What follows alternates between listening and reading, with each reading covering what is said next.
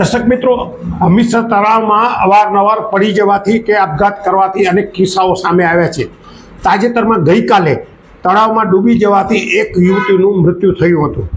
ભુજના હમીરસરમાં અવારનવાર ડૂબી જવાથી અને આપઘાત કરવા માટેનું આ એક કેન્દ્ર થઈ ગયું એમ લાગે છે અને મૃત્યુ થતા હોય છે।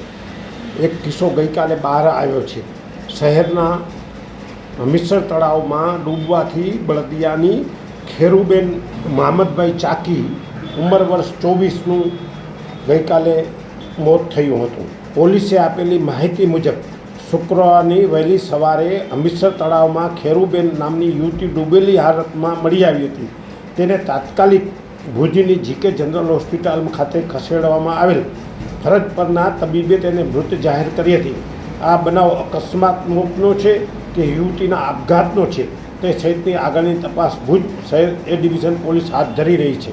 એટલે કે આ અકસ્માતનો કેસો પણ હોઈ શકે છે એમ લાગી રહ્યું છે અને આપઘાત થયો છે કે કેમ તેની તપાસ પોલીસ કરી રહી છે। સોફ Kutch power by Opal electronics LG best shop Vijaynagar road Bhuj Rambagh road Adipur.